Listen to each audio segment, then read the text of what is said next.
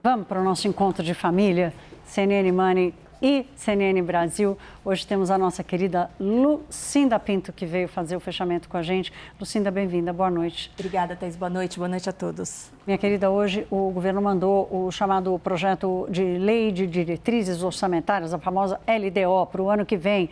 Até abril de todos os anos, o governo federal é obrigado a mandar para o Congresso Nacional essa lei que vai desenhar mais ou menos como o orçamento federal será executado no ano seguinte. Lá há uma determinação de qual será a meta fiscal, ou seja, qual vai ser o compromisso do governo do equilíbrio das contas públicas, se vai sobrar ou se vai faltar dinheiro.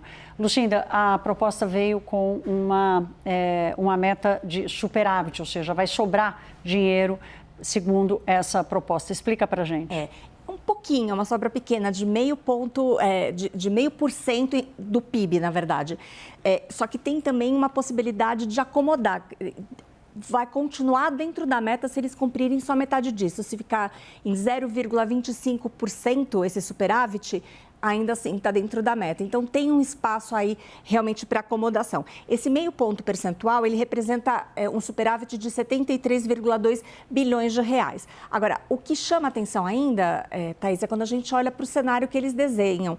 Então, quando a gente olha, por exemplo, para a relação dívida nominal, ou melhor, dívida bruta em relação ao PIB, a expectativa é que no ano que vem essa proporção fique em 86%. Ou seja, a dívida bruta do governo seria equivalente a 86% do PIB no ano que vem. Ela continua crescendo até chegar ao seu pico, ao seu ápice, em 2029, em 87,8% do PIB. Só aí, então, é que começaria a haver uma desaceleração. Então, é um cenário ainda bastante preocupante e o que chama atenção é que o secretário executivo do Ministério da Fazenda, Rogério Ceron, ele chegou a dizer que, diante desse quadro fiscal que foi desenhado, o país está preparado para retomar aquele selo de grau de investimento, aquele selo de bom pagador.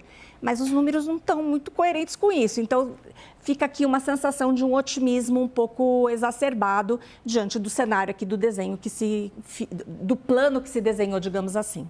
Claro, não, e eu estou lembrando aqui em 2023, quando o governo faz o seu primeiro orçamento, o governo Lula assume com a LDO enviada por Paulo Guedes, no governo anterior. É assim mesmo que acontece. O governo que ganhar ano que vem vai receber essa lei de diretrizes orçamentárias que vai ser avaliada pelo Congresso Nacional. Lá em 2023, o orçamento, o arcabouço estava sendo aprovado, a expectativa era de que a dívida pública iria se estabilizar em 2026, 2027. Agora já é 2029. Os economistas sempre reclamaram disso e disseram que era infactível. Agora, seria impossível alcançar. O Fundo Monetário Internacional está soltando os seus relatórios e em um deles trata exatamente dessa dinâmica da dívida pública brasileira, que é de pior ainda. É isso mesmo. Segundo esse monitor fiscal que o Fundo Monetário Internacional divulgou hoje, ele traz ali números e projeções para os países do mundo todo, inclusive para a dívida consolidada. O cenário fiscal do país é bem mais preocupante do que esse desenho que a gente viu hoje na LDO. A verdade é que o fundo ele incorpora um outro ponto da dívida, que são operações compromissadas, que são operações de compra e venda de títulos públicos que o Banco Central faz diariamente. E segundo o FMI, isso é dívida porque em algum momento o Tesouro tem que pagar esses títulos. Então, na projeção do FMI, em 2027, primeiro ano do novo governo, a nossa dívida bruta pode chegar a 100% do PIB. É bastante coisa e muito disso tem a ver mesmo com o custo financeiro, porque a gente tem um juro muito alto. Em 2025, o Brasil já pagou R$1 trilhão só em taxa de juros. Então, essa dinâmica que se retroalimenta de fiscal que mantém o juro muito alto, juro alto que custa caro para o governo, isso tem que ser corrigido na visão do FMI com um arcabouço um pouco mais crível, âncoras fiscais mais consistentes. E a gente consegue mostrar aqui, Thaís, que é bem interessante aqui essa arte para ver que a dívida mundial também está evoluindo, não é só o Brasil que está gastando mais, não.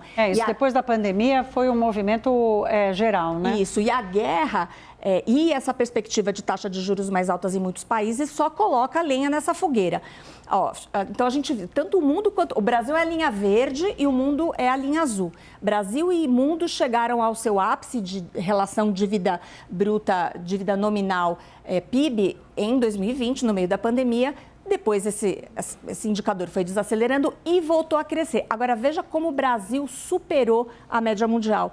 Então, segundo o FMI, a gente chegaria a 100% do PIB em 2027 e o mundo somente em 2029. Mas esse é um tema que vai preocupar muito, Thaís. Não é só no Brasil. Esse assunto que está ficando um pouco de lado nesse momento, porque tem muitos outros temas preocupando, mas essa questão fiscal, essa questão do endividamento, do gasto público, isso vai ser um tema muito brevemente no mundo todo. Claro, não, e no mundo todo e aqui no Brasil, tanto Lula quanto o Flávio Bolsonaro, em algum momento, vão ter que apresentar as suas propostas. O mercado está meio na euforia aí do volume de capital que está entrando no Brasil, mas essa cobrança não vai deixar de acontecer. E eu quero te ouvir exatamente sobre o dia de hoje. A Bolsa hoje fez um dia de ajuste, né? Ganharam respiro, muito, né? Agora estão fazendo uma realização de lucro. Como é que fechou o mercado hoje? É isso aí, foram 11 dias consecutivos de alta da Bolsa. Em algum momento tem que ter um respiro. Então, foi isso que a gente assistiu.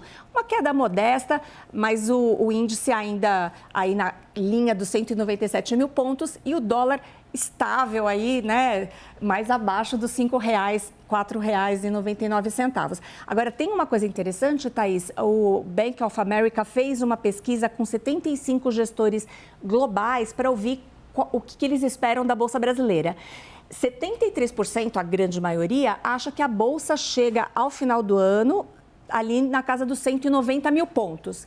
Mas tem 10% acreditando na profecia do Ibovespa acima dos 200 mil pontos. 220 mil pontos é a previsão aí de uma minoria que apareceu. Ela não existia, mas ela apareceu. Vamos ver, né? Como é que a coisa vai... A percepção é que tem uma certa resistência de voltar a mudar de patamar, né? Passar logo para os 200 mil ou sair logo dos R$5, então, do valor do dólar. Mas ainda assim, o Brasil está recebendo muito investimento estrangeiro e está ajudando a gente aqui. É isso aí. Lucinda, obrigada, minha querida. Obrigada, Thaís. Até amanhã. Até.